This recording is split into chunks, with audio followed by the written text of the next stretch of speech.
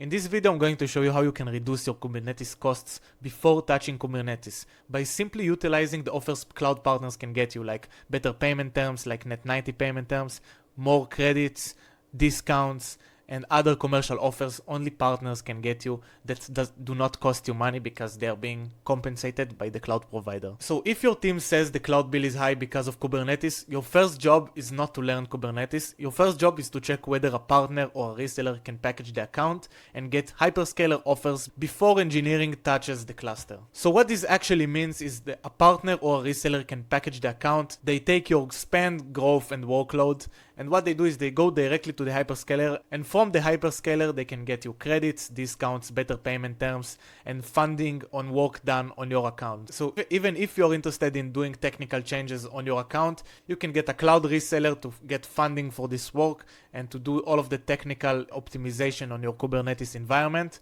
without you paying for your engineers to actually do it, and you can move to focus on shipping your product instead of doing optimization work. So after the partner will get you all of those fundings and discounts and better payment terms, they will ask you to route their billing for them instead of the cloud provider, which usually is way better for you because you can get better payment terms like net 90 payment terms instead of paying directly. So that's way more working capital for you. So before you go to a cloud reseller or a partner, you need three numbers. One, it's your monthly cloud spend. Two, it's the trend of your cloud spend, if it's growing, it's stable, or it has spikes. And the third thing is whether right now you're on credits, and if you are, when they are going to expire. After you have these three numbers, you should check whether there is a commercial route worth checking for your account. So the 5 routes you should check before the Kubernetes cleanup are the following. So the first line is getting an additional line of credits and an extension on your current credits. So this is a great way to offset spend before cash leaves the company. So a partner can take your package and go to the hyperscaler and tell him, listen, these guys are going to spend a lot more money on their cloud bill, so let's get them another line of credits, which can go up to $350,000 of credits. So this is massive on offsetting your costs, and I would check this first.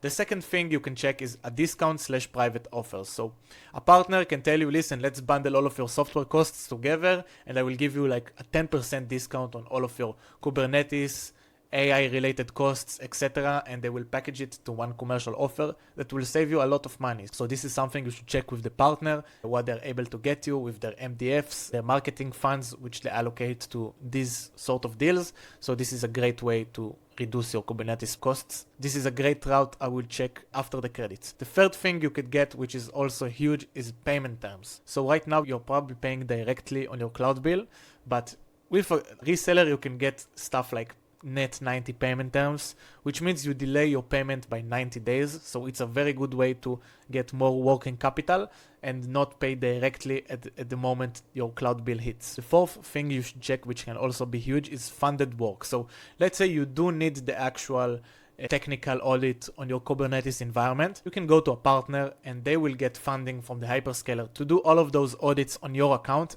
so you don't actually waste your engineers' time and you don't pay for any of this. It's being funded by the hyperscaler, and the partner will check where you can optimize your Kubernetes environment, and it's a very good way to save a lot of money and make sure your engineers are focused on shipping the product instead of doing optimization DevOps work. The fifth thing you should check is marketplace routing. So a vendor spend can strengthen the reseller or partner agreement. If you can route your spend through the marketplace, it's a great way to indirectly get you better offers and better discounts you can get on your total cloud bill. So this is another thing I would look into. So I hope you understand that the commercial offers should come first before the engineering cleanup. So the first, collect the three numbers I mentioned, the spend, the trend, and the timing.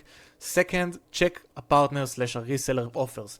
You check the credits, discounts, terms, funded work, review, and marketplace.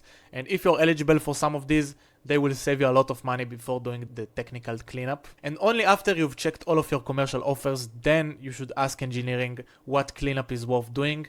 And a lot of times you can get it funded by the hyperscaler for a reseller to do it for you. And this is probably the best way to go around this, because you want your engineers to ship your product and not do technical audits. So if your Kubernetes spend is becoming real and you want to see what you qualify for, I've made this website called cloudcredits.co. In this website you can go and you will answer a couple of questions, and in under 1 minute you're going to see what you qualify for in terms of funding, discounts, credits, etc. And if you are interested, you will get routed to the right partner, and this entire thing doesn't cost you money.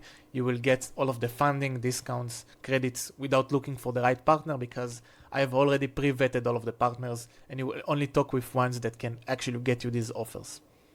So if you got value from this video, feel free to subscribe, because I'm going to post more of this soon, and hope you have a great week.